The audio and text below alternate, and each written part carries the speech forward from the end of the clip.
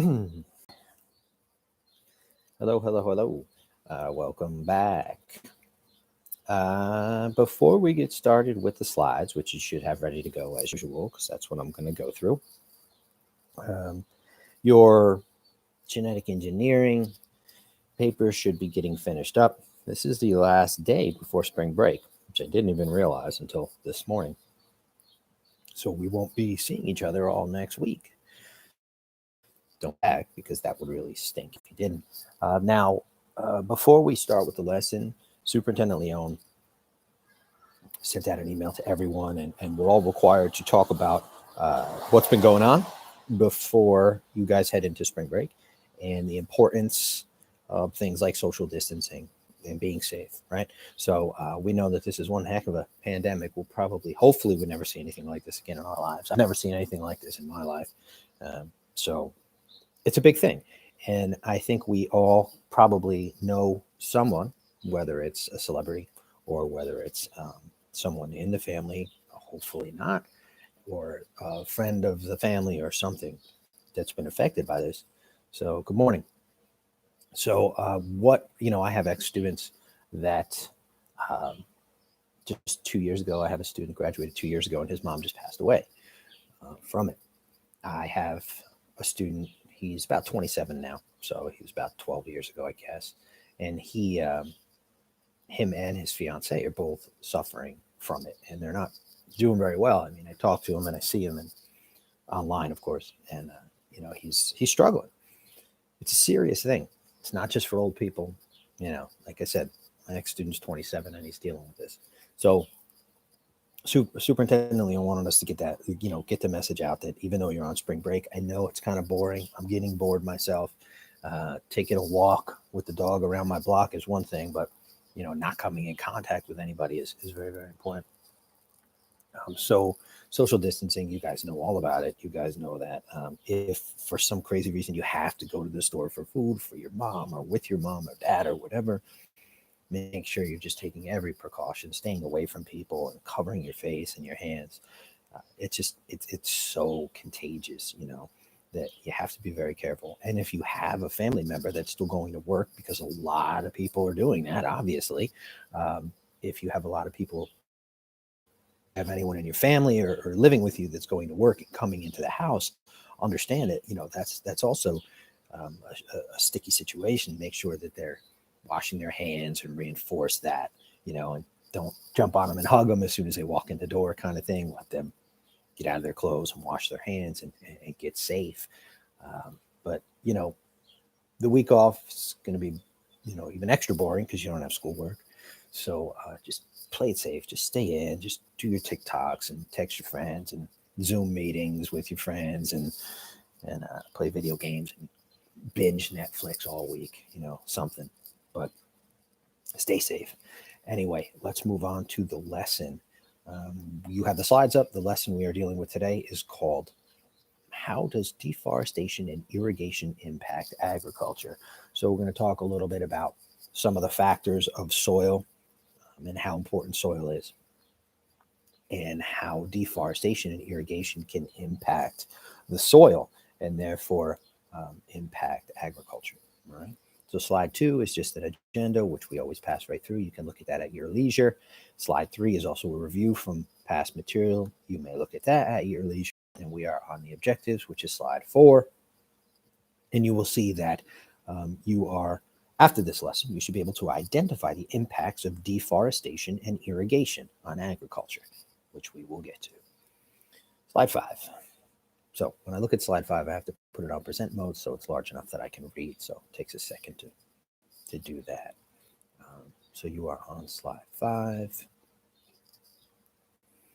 Come on, slide 5. There we go. All right. So it says, how does deforestation and irrigation impact agriculture, right? So what they're showing you here is they're showing you the layers of the soil, the layers of the earth, or not the earth, but the layers of the dirt on the earth. So what we look at, I'm looking down the right side first. Surface litter. Surface litter is what you see. I'm looking outside my garage right now, and I see, I see dead leaves on the ground, on the surface. That's what you call surface litter. partially decomposed organic matter, right? And that's just on the very, very top of the grass. Then you have your first layer, right? Your first layer of dirt, and that would be called topsoil. That is the most important layer. That is where roots take seed and roots take root. And in the topsoil, there's a lot of organic matter. There are many, many living organisms, and there are small rock particles, right? Think about going outside and starting to shovel in the dirt. And that top section has some rocks, but not too much. But there's a lot of dirt content to it, right? Once you get below the topsoil, and the topsoil layer can be different in different parts of the world, right? In different climates, ecosystems, which we'll talk about. Sometimes the topsoil is very thin. Sometimes the topsoil is very thick. Sometimes the topsoil is non-existent. So, when there's places that have a lot of wind, a lot of weathering, a lot of erosion, you may not have topsoil. You need topsoil to grow things. Bottom line, to grow crops that we can eat and stuff like that, you need a healthy topsoil. Sometimes areas that don't have a healthy topsoil, you can add topsoil, right? But we'll get to that. So underneath the topsoil is something called the zone of leaching. Anything that dissolves or is dense in the topsoil will sort of move down below the topsoil and pack into this zone of leaching. Right? There's some organic materials, there's some rocks in it, stuff like that. Once you get below the zone of leaching, sorry, I accidentally switched my slide. Got to get back. Past the zone of leaching, you go into what's called the subsoil. The subsoil has bigger rocks in it, larger, chunkier rocks, and organic matter. And there's also inorganic compounds in it, different kinds of minerals, right? Your gold, stuff like that. So if you keep digging, eventually you get to an area through the topsoil, which is a little more dense, called the zone of leaching. If you keep digging, you get to where now you're flipping up a lot of rocks, like decent sized rocks. If you go below the subsoil, you go into this rock particle layer, and that's really basically just rock with a little bit of dirt. As you see, what's happening is you see there's less and less dirt as you go lower and more rock as you go lower, right? And then underneath the rock particles, you get this bedrock, which is a solid rock layer. So if you could dig deep enough and keep digging down, eventually you will get to bedrock, which is a solid rock layer, right? But we want to focus on the topsoil because the topsoil is what's important. So when you look at the left side here, you see all the different types of living things in the dirt. That is why this slide says, contrary to what you might see or believe, soil is very much alive, right? Now, dirt we know is abiotic. We talked about that when we talked about biotic versus abiotic. Dirt, the actual dirt particles are not alive. But there are so many living things in a small amount of dirt that they say it's very much alive. There's a lot of stuff going on. There's organic matter being broken down, and there's all these different types of organisms in the dirt, right? So that's what they mean by they say very much alive. It's sort of just an expression. Ants, earthworms. Ants and earthworms are very, very important. The first two there, because ants and earthworms do something called aerate the soil. The topsoil needs to be a little bit fluffy. It can't be really dense and hard packed, or else roots won't be able to sort of grow through it and find water and all that other stuff. It needs to have a sort of density that's easy for roots to grow through. Ants and earthworms, when they make their homes, when they travel onto the ground, when they're eating and living, they're actually aerating the soil. They're putting air pockets in the soil, and they're making that soil a little less dense. Right? So that's very good for the topsoil. Bacteria, fungi, they also live in the topsoil, and what their job is to decompose organic matter. So now anything that dies, the plants die, animals die, anything that moves into the topsoil, the bacteria and the fungi can break down. Excuse me. Also, you have these rhizobium bacteria, right? And these are the things that you looked at when you look through the nitrogen cycle. They attach themselves to roots, and what they do is they take the form of nitrogen from the soil, and they make it bioavailable for plants. They make that nitrogen available for plants to use. So that's kind of cool too. So in the topsoil, there's tons of stuff going on, and it's very, very important that this stuff goes on to keep breaking down organic material. It makes it very nutrient dense and able to grow things in. So now I am moving to the next slide, which I think is slide 6. It's going slower than I thought. Here we go.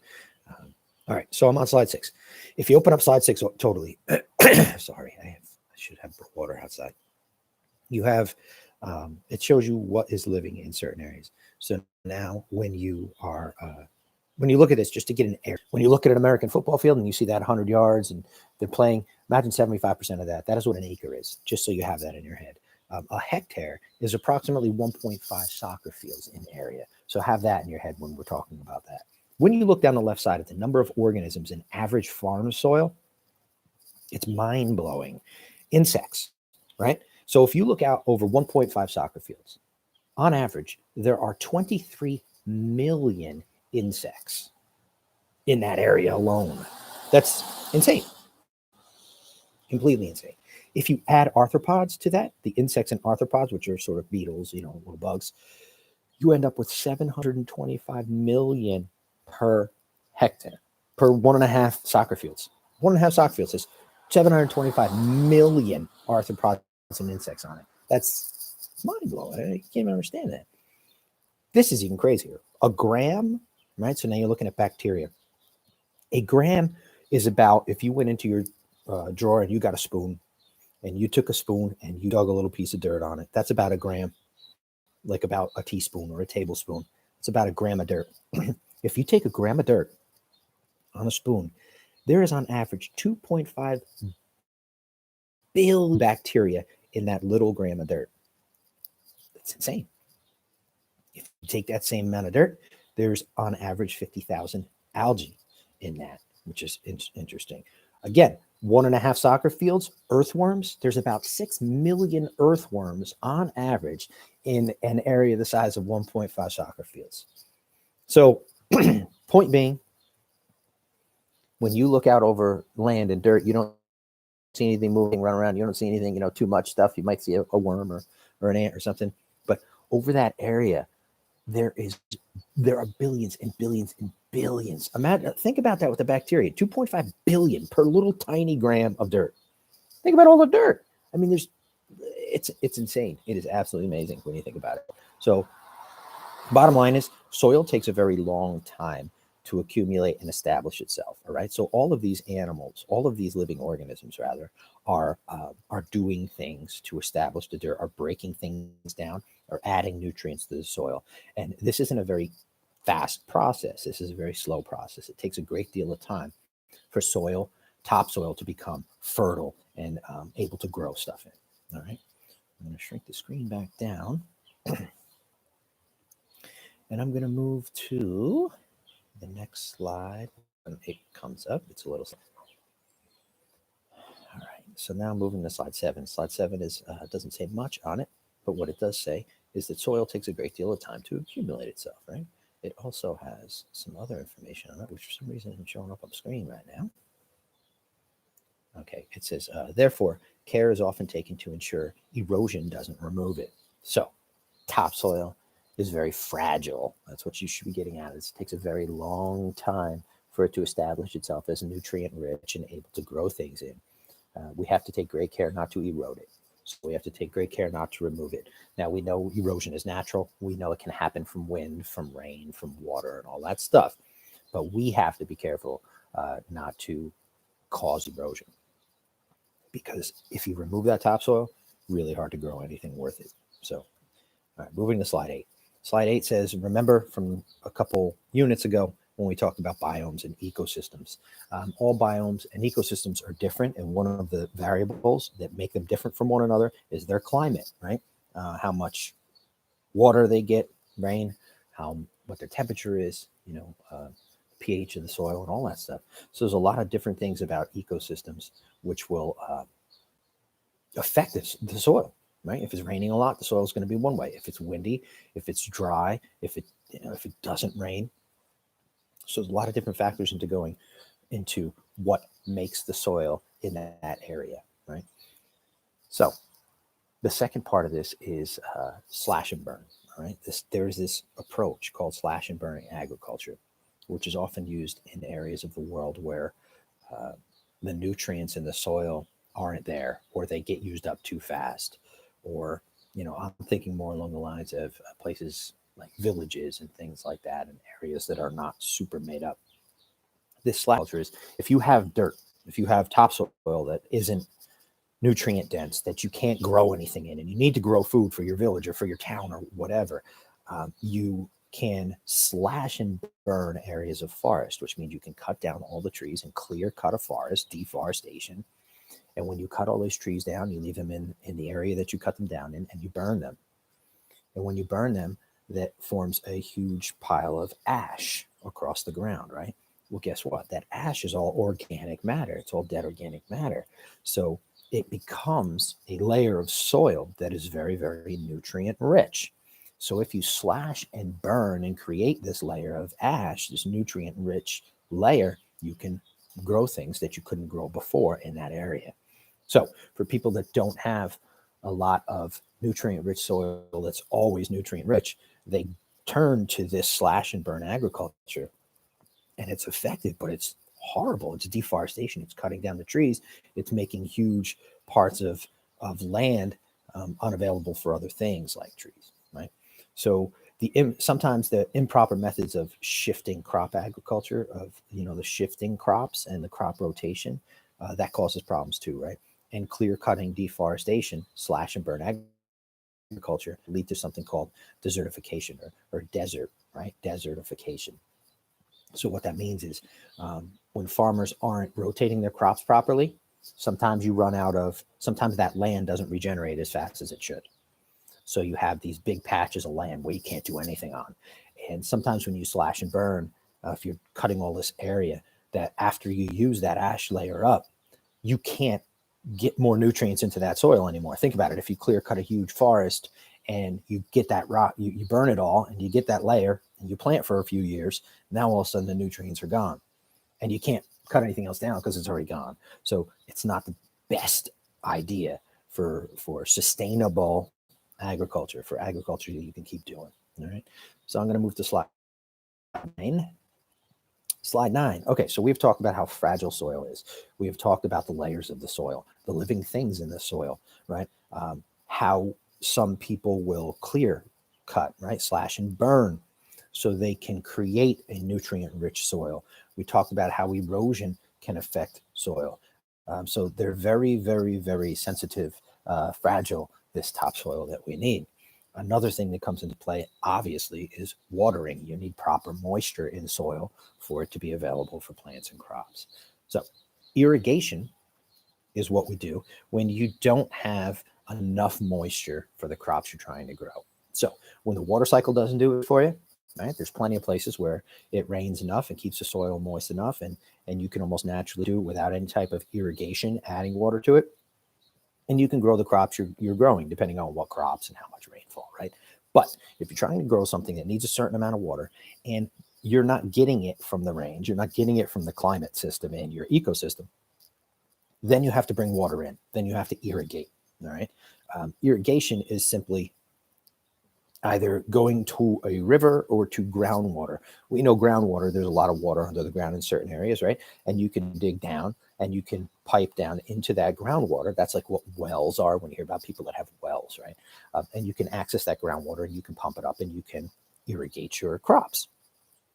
Or if you're near a river or some sort of water source like that, you can either pipe in the water from the river, or you could cut a natural channel, which will bring the water to your land, depending on how close you are or where you are, and that will bring water to the area where you need water, right? Problem with irrigation is it can eventually lead to saltification of soil, saltification, the addition of salt, all right? Now, river water and groundwater have salt in it, not like an ocean, but there's a salt content in river and groundwater. It's just a natural process that happens, right? Now, when it rains, sorry, a car is coming by and it's very loud. The water is evaporating from the river, and as the water evaporates and goes up a cycle, you have a lot of salt deposits being left in the water. So over time, the rivers and the groundwater accumulate some salt. And what happens is if you're using the groundwater and you're using the irrigated rivers to grow your crops, eventually what's going to happen is that salt content is going to increase. And that salt is going to be left in the soil. Water will be used for the plants. The water will evaporate out of the dirt. but the salt is left there. And if it gets too salty, plants don't grow in too much salt. All right. That was the mailman. All that noise you just heard, he just dropped something off. Anyway, he probably thinks I'm crazy talking to my computer. So we're moving this slide. And slide 10 is where the guided practice comes in. Slide 10 is where you are doing what you do. And what you are doing today is something called a cost benefits analysis. So on the next slide, slide 11, it tells you what you have to get to. So on the right-hand side of the slide, slide 11, you'll see a bunch of different types of irrigation. So there's 1, 2, 3, 4, there's 4, 5, or 6 different types of irrigation there.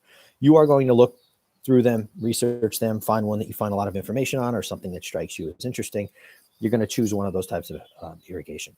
You're going to open up a separate doc, which you're going to turn into me, and you're going to find a good diagram or a good illustration of the process of that irrigation method. I don't know, I know what these are in general, but I don't know every exact. So it'd be nice if I can open up this diagram and be able to see step by step, okay, this is exactly how they use sub-irrigation or something like that, okay? So you're going to do that. And then underneath that, you're going to do a cost benefits analysis. What that means is the costs, right? What are the costs of using this irrigation? Not just financial costs. What is the cost to the environment? Is there a cost to labor? What are the struggles, the costs, the things you have to give up in order to do this, right? Do you need a lot of land? Does it cost a lot of money? Do you need a lot of people? Do you need a lot of materials? Do you need to do it more often? Whatever that is, do you need to try and get the salt out of this? However it is, the cost, right? The tough parts. Benefits, of course. Benefits are what are good about it, right? You're watering your plants and there's benefits everywhere. So you can do it in a chart and just have benefits bullet pointed and cost, or you can write it out however it makes you happy. I don't really care.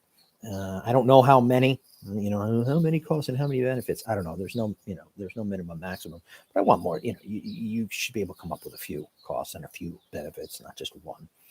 Don't just easy your way out of this. So that is really it for my stuff.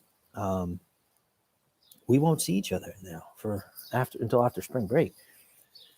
So you need to make sure that you get back, right? Because this isn't over. And as long as we're signing in and as long as we're getting the work done, then there shouldn't be any issues come whenever we get back or come June or whatever the heck's going on. Hopefully next time I'm chatting with you guys that I'll be able to get, we'll be able to talk about how things are getting a lot better and all this other stuff. But hopefully we'll have to see, right? Anyway, I am out of here. You guys have another half hour. I mean pros and cons. I do mean pros and cons. Yeah. Costs and benefits are like pros and cons. Absolutely. What's it going to cost you to do this? Is it going to hurt something? Is it going to be very, very laborious? Is it going to be a lot of labor involved? Is it going to cost a lot of money? Yeah. So pretty much pros and cons. Yeah. But call it cost and benefits. It sounds cool. Pick one and start getting writing. Of course, I won't be looking at this for a little while, probably looking at it tomorrow night or maybe even later. Maybe I'll wait till we meet again until we grade it. So the GMO paper that you wrote, the paragraphs that you wrote, I'm going to grade that. That column is already in the grade book if you see it. And I'm going to add this to the grade book as well. These two things will probably be the last two things of the cycle. Remember, the cycle got pushed back to, I think, the 23rd, which I think is like the Thursday that we get back. So I think there's a few days of school. I think there's a Monday, Tuesday, Wednesday before grades are due. So we'll see each other again in case there's any problems with your grades. But these two grades will be the last two grades of this cycle. All right. We'll start off fourth cycle. There's like a quiz that comes pretty soon. So maybe after 2 or 3 more lessons. So that'll probably be the first grade of the fourth cycle if we're still here, whatever. I don't know what we're doing. All right, I'm out of here. Have a good time. Be safe. Enjoy your spring break. Kind of try, binge stuff, binge Netflix and play video games. Do whatever you do. Make some crazy TikToks. I will talk to you soon.